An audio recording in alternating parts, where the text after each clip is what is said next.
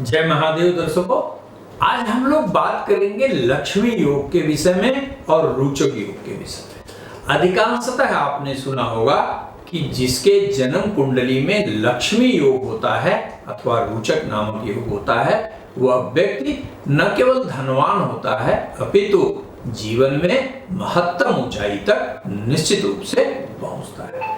तो आज हम लोग यह जानने का प्रयास करेंगे कि वास्तव में यह होता क्या है और यह प्रभावकारी कब होता है, और यदि आपकी जन्म कुंडली में इसमें से कोई भी योग पाया जाता है तो आपको अपनी सफलता के लिए करना क्या चाहिए। क्योंकि कई बार दर्शकों ऐसा होता है कि आप देखेंगे कि बहुत सारे योग बहुत सारे जन्म कुंडलियों में पाए जाते हैं, लेकिन जीवन भर उसका फल जातक को प्राप्त नहीं हो पाता। जैसे रोचक योग, बुधादित्य योग, गजकेसरी योग, ऐसे बहुत सारे योग हैं, हर तीसरी चौथी पांचवी कुंडली में आपको मिलेंगे। लेकिन आपको यह जानकर आश्चर्य होगा कि यह राजयोग होने के बावजूद अगले व्यक्ति को यह राजयोग क्यों नहीं मिल रहा है। इसका कारण है, वह कारण भी हम थोड़ा स्पष्ट करने का प्रयास करेंगे कि हमेशा राजयोग फलीभूत हो यह आवश्यक नहीं है, और प्रत्येक लग्न में ग्रहों की युति से बनने वाले योग प्रभावकारी कब होंगे, जब तक आप यह नहीं समझेंगे तब तक यह बिल्कुल ही नहीं समझ पाएंगे कि अमुक व्यक्ति को यह राजयोग मिलेगा या नहीं, और मिलेगा तो कब मिलेगा। तो वैसे हम प्रयास करेंगे कि महत्वपूर्ण राजयोगों के विषय में हम ऐसे ही बीच बीच में आपको एपिसोड देंगे, लेकिन आज समय नष्ट न करते हुए हम लोग सीधे लक्ष्मी योग पे आते हैं कि लक्ष्मी योग होता क्या है। देखिए दोस्तों, जब किसी भी जातक की कुंडली में मंगल नामक ग्रह चंद्रमा के साथ युति करता है तो लक्ष्मी योग का निर्माण करता है। यह प्रभावकारी तब माना जाता है जब यह युति केंद्र में बने और त्रिकोण में बने। यह पहली बात आप निश्चित रूप से ध्यान रखिएगा। और दूसरी बात, चंद्रमा या मंगल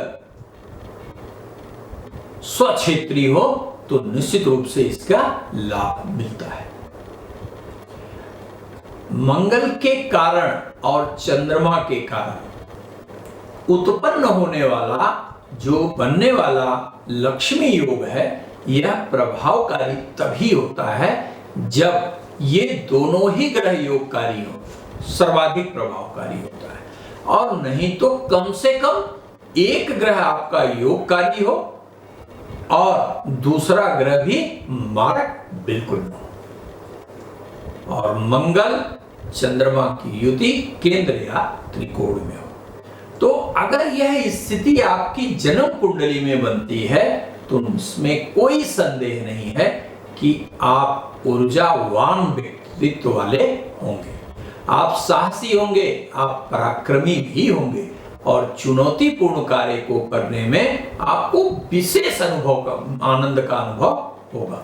यही कारण है कि जिन जातकों के जन्मांग में लक्ष्मी योग का निर्माण होता है, ऐसे जातक स्वयं के बाहुबल के कारण शीर्षतम ऊंचाई पर जाते हैं। मंगल साहस पराक्रम का कारक है। मंगल लगातार कार्य करने के लिए जाना जाता है। मंगल अनुशासन के लिए जाना जाता है। मंगल वैभव के लिए जाना जाता है। हाँ, मंगल क्रोध के लिए भी जाना जाता है। तो अगर किसी व्यक्ति का जन्म मेष लग्न में हो, कर्क लग्न में हो, वृश्चिक लग्न में हो और मीन लग्न में हो, अर्थात पुनः सुन लीजिए कि अगर किसी भी जातक का जन्म मेष लग्न में हो, कर्क लग्न में हो, वृश्चिक लग्न में हो और मीन लग्न में हो, तो इन चार लग्नों के बारे में जो हमने आपको बताया, इसमें चंद्रमा और मंगल दोनों ही राजयोगकारी होते हैं। जैसे मेष लग्न में मंगल जहां लग्नाधिपति होता है, वहीं चंद्रमा चतुर्थ का नेतृत्व करता है।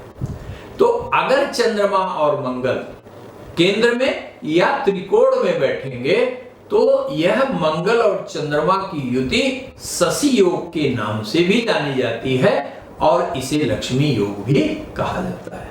तो इन दोनों के युति के कारण अगर केंद्रगत भाव में इनकी उपस्थिति है तो निश्चित जान लीजिए कि उस व्यक्ति को अपने जीवन में धन, ऐश्वर्य और वैभव की कमी नहीं हो सकती है। ठीक उसी प्रकार कर्क लग्न में चंद्रमा लग्नाधिपति है, वहीं मंगल नामक ग्रह भी पंचमाधिपति और दसमाधिपति है। यह प्रबलतम योग बन जाता है। शशि मंगला योग या श्री योग या लक्ष्मी योग तो बनता ही बनता है, साथ ही साथ केंद्र और त्रिकोण की युति का संयोग भी बनता है। तो निश्चित रूप से कर्क लग्न में भी यह परम राजयोगकारी बनता है। इसके पश्चात मैंने कहा वृश्चिक लग्न में भी मंगल लग्नाधिपति है और भाग्य का अधिपति है। यहां भी न केवल चंद्रमा और मंगल की युक्ति लक्ष्मी योग बनाती है, अपितु शशि मंगला नामक योग के नाम से भी जानी जाती है और इसके अतिरिक्त पुनः यहाँ केंद्र और त्रिकोण की युति भी बनती है। इसलिए श्रेष्ठतम धन की प्राप्ति यह योग कराता है।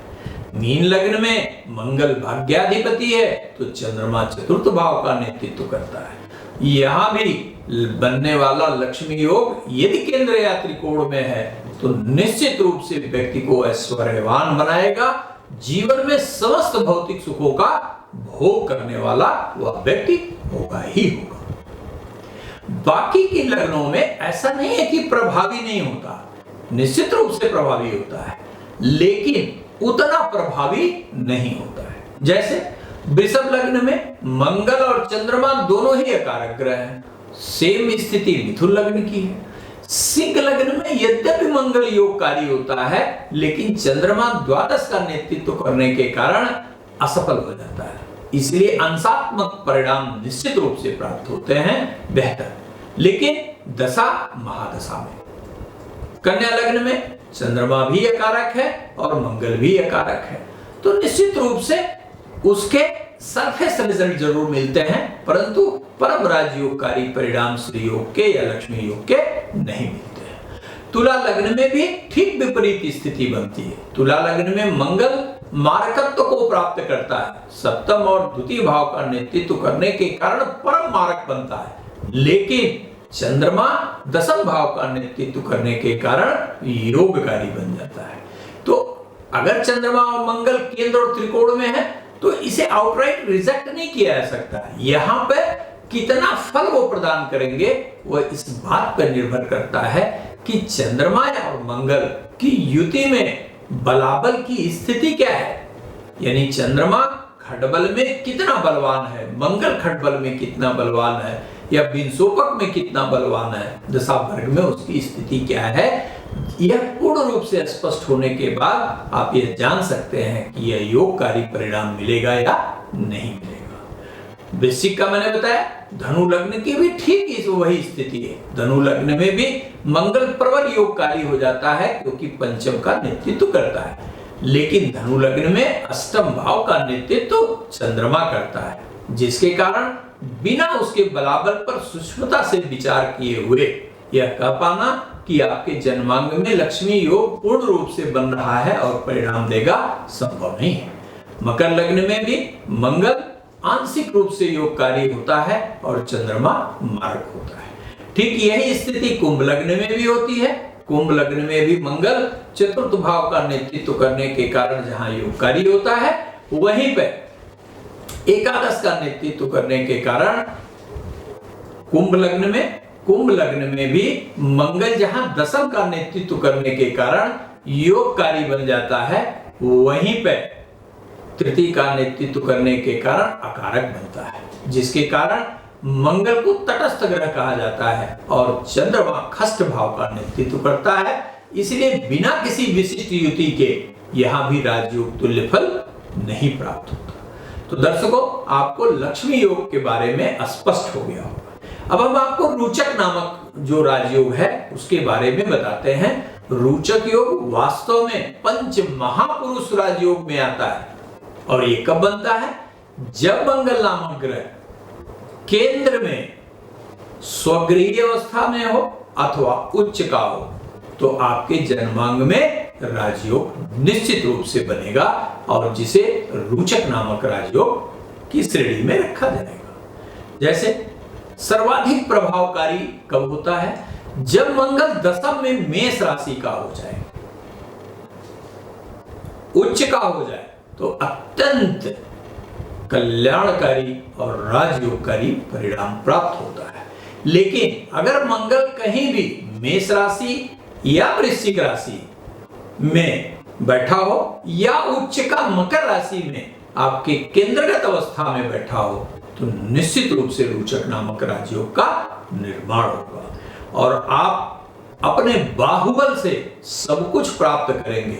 शासन प्रशासन से संबंधित कार्य में सफल होंगे, राजनीति में भी राजयोग निश्चित रूप से आप प्राप्त करेंगे और जीवन में धन ऐश्वर्य बहुत अधिक प्राप्त करने में भी सफल होंगे। लेकिन दर्शकों यहां ध्यान रखिएगा कि यह भी मंगल का रोचक नामक जो राजयोग होता है यह भी सर्वाधिक प्रभावी तभी होता है जब मंगल आपके लग्न का योगकारी ग्रह हो और बलाबल में मजबूत हो। ऐसा नहीं है कि हर लग्न में परम राजयोगकारी हो जाएगा।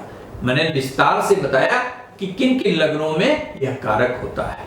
तो ऐसा नहीं है कि यह आपके केंद्र में अगर स्वगृही अवस्था में बैठ गया तो आपको दे ही देगा रोचक नामक राजयोग, ये बिल्कुल आवश्यक नहीं है। हाँ, इतना जरूर है कि मेष लग्न हो, आपकी कर्क लग्न हो, वृश्चिक लग्न हो या मीन लग्न हो तो निश्चित रूप से मंगल प्रबल योगकारी बनता है और उतने योगकारी अवस्था और बलाबल के अनुरूप राजयोग निश्चित प्रदान करता है। धन्यवाद मित्रों।